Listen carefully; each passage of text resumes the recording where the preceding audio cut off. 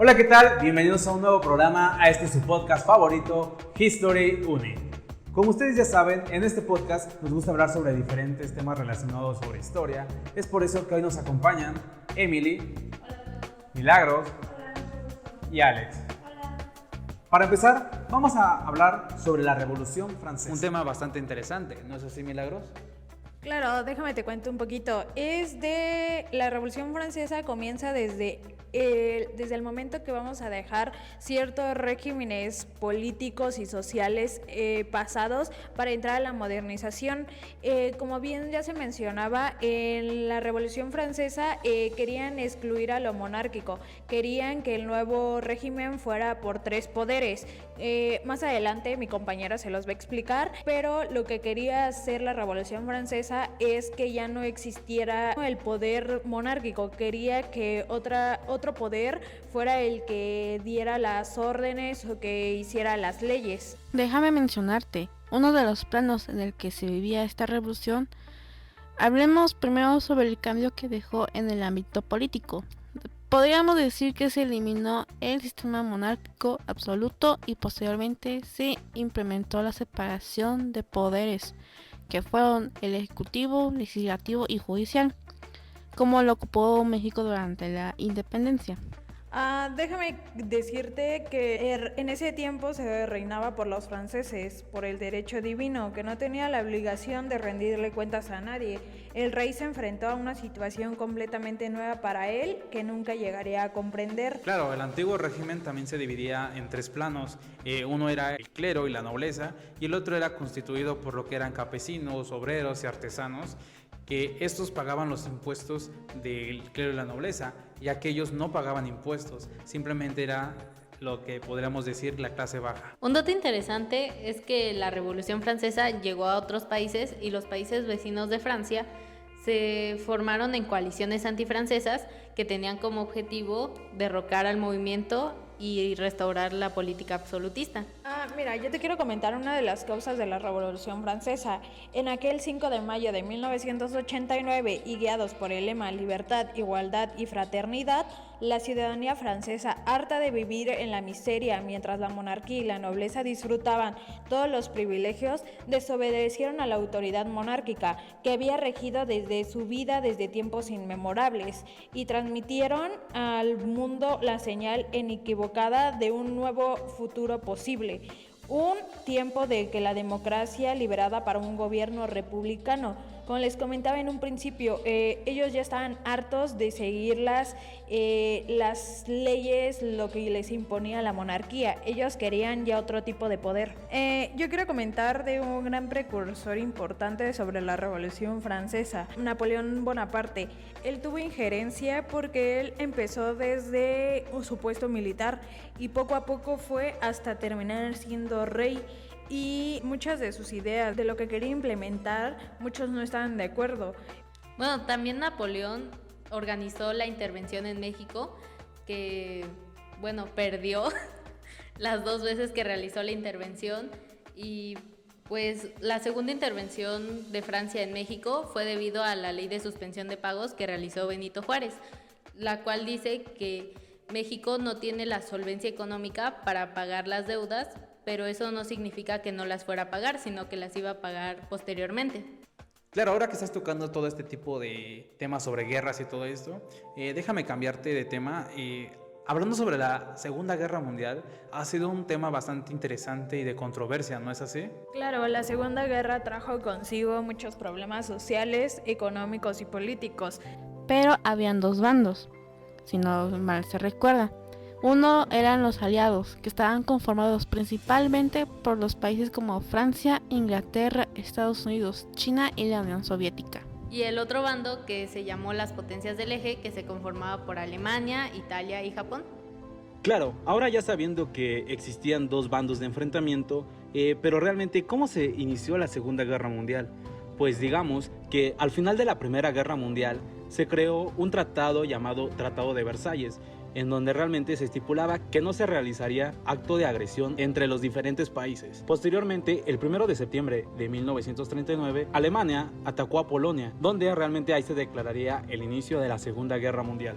Desde el comienzo de la guerra, con la invasión de Polonia y las posteriores guerras relámpago desarrolladas por los nazis hasta el día de la victoria, tuvieron lugar batallas de relevancia como Dunkerque y Berlín, así como asesinatos masivos como el Holocausto, el bombardeo de Hiroshima y Nagasaki, la pérdida de vidas humanas de una cifra de 50 y 70 millones de personas, al tiempo que el viejo continente quedó dividido en dos bloques antagónicos.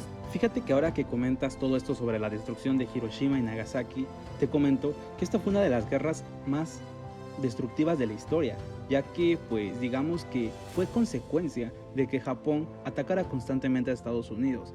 Un claro ejemplo fue cuando Japón atacó una de las bases militares en Hawái a Estados Unidos. Como consecuencia, pues esto hizo enojar a Estados Unidos, tomando la decisión de lanzar una bomba atómica el 6 de agosto de 1945 en las ciudades de Hiroshima y Nagasaki. Pues esto provocó una gran destrucción. A final de cuentas, pues Japón ya no pudo seguir dando frente a la guerra, entonces declaró su derrota. Bueno, ahora solamente quedaba Alemania en la guerra, ¿no? Pero bueno, existe mucha controversia en cómo murió Hitler. Una de las notas oficiales fue de que se suicidó junto con su esposa en uno de los búnkers, antes de que él perdiera la guerra, ya que pues decidió mejor suicidarse antes de verse derrotado, ¿no? Sí, claro, se mencionan diferentes tipos de cómo falleció Hitler. Ya dicen que, por ejemplo, él se suicidó, otros de que entraron a matarlo justo cuando estaba con su esposa. Entonces yo siento que igual ese tema es un poco de controversia y es dependiendo cómo lo quiera tomar cada persona. Entonces yo siento que la guerra mundial fue un gran cambio para muchos países y se debió también, a muchos ideales de Adolfo Hitler, que fue uno de los más precursores de la Segunda Guerra Mundial, con sus ideales y toda la gente que lo seguía. Bueno, un tema bastante de controversia esto de la Segunda Guerra Mundial, ¿no? ¿Qué les parece si dejamos a un lado todo este tema de guerras y así y platicamos un poco sobre el fenómeno de la globalización?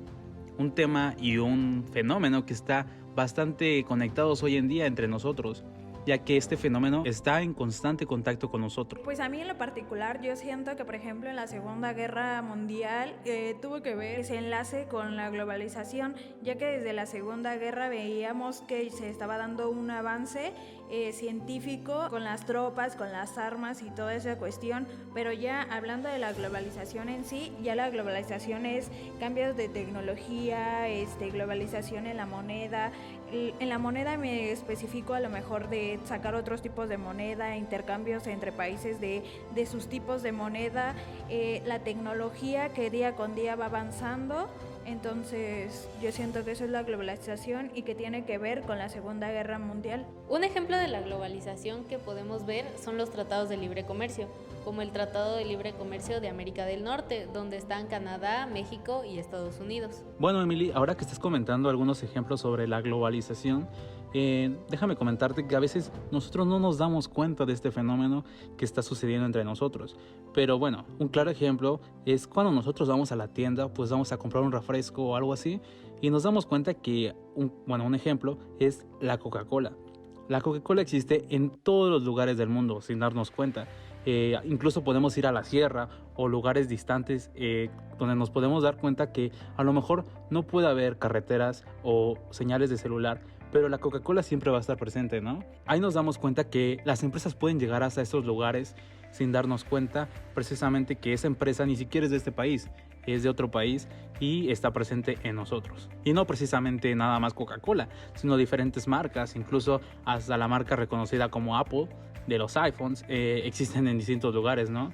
Pues básicamente podríamos decir que la globalización es una interconexión entre distintos países o en la manera en la que estamos conectados todos, ya que podemos notar este fenómeno pues en base a películas que a lo mejor se estrenan en otro país y aquí ya lo tenemos presente gracias al streaming que a veces se puede realizar mediante plataformas como Netflix o Disney Plus o diferentes plataformas de streaming. Podemos interactuar con ellos.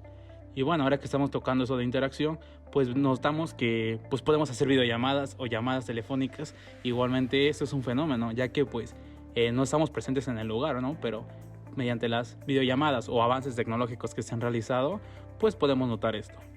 Yo quiero compartir unas características que, en mi opinión, son primordiales, las cuales se mencionan: la internalización de los mercados, los bienes y servicios que viajan con gran facilidad hacia cualquier parte del mundo, y los capitales productivos, comerciales y financieros que circulan libremente.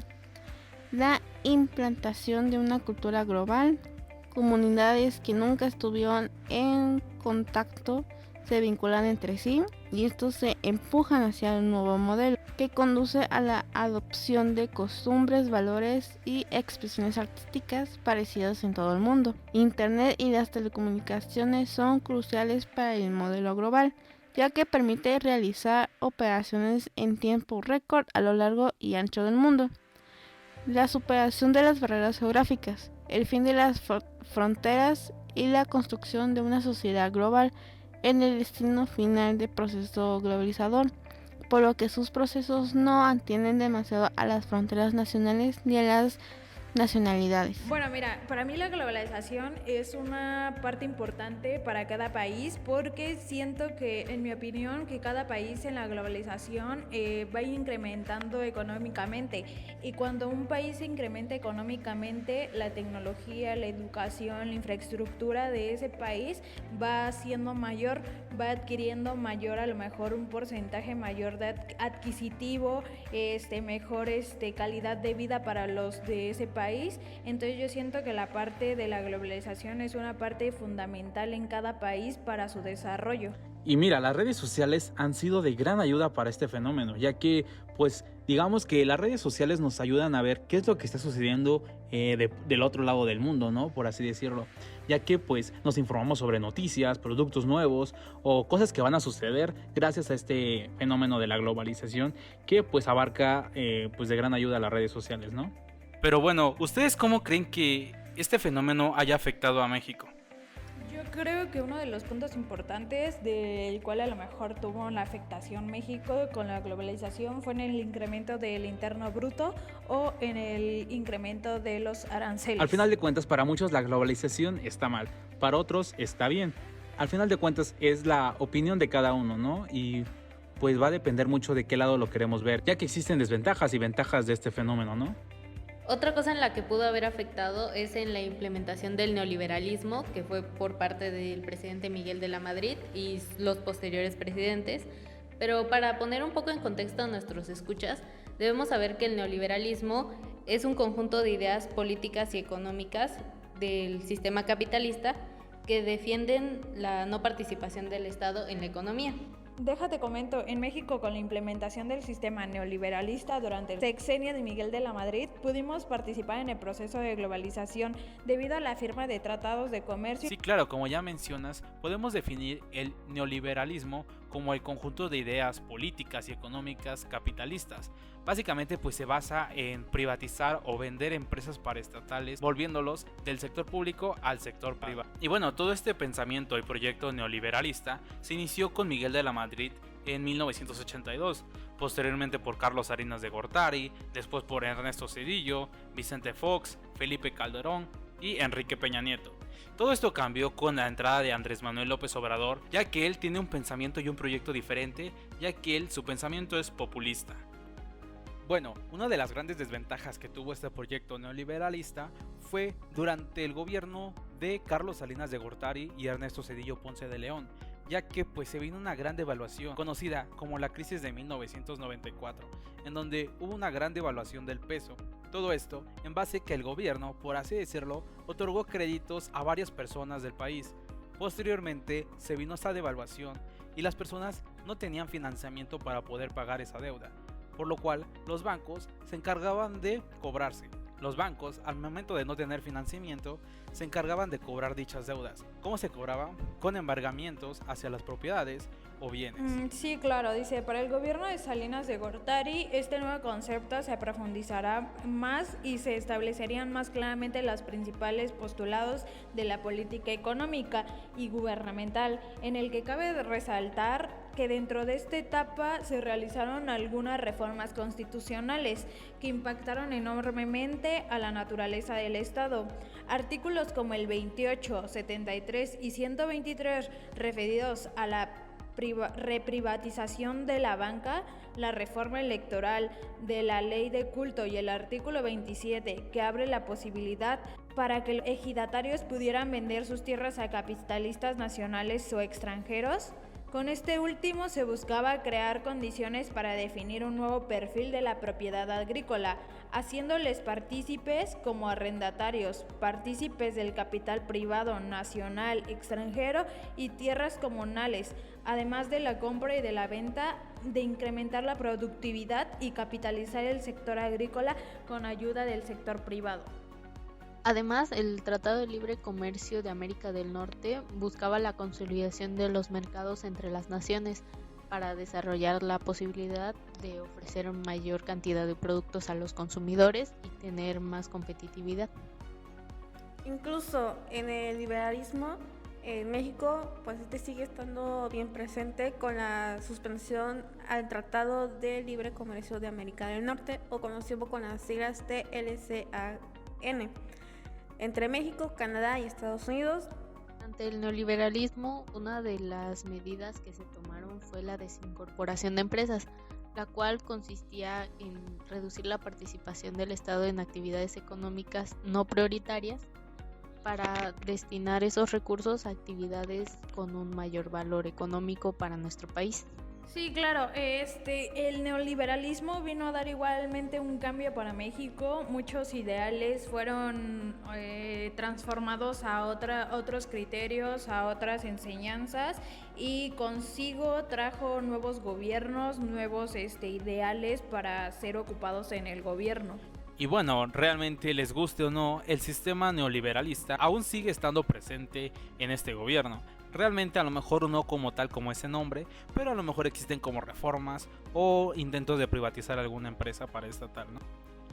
Y bueno, es interesante ver cómo los temas que hemos tocado en este programa, desde la Revolución Francesa hasta el proyecto neoliberalista, se han ido enlazando uno con uno a través de la historia, no nada más de México, sino de Europa también, en donde podemos notar los contrastes o qué es lo que estaba sucediendo del otro lado del mundo. ¿Y ustedes qué piensan?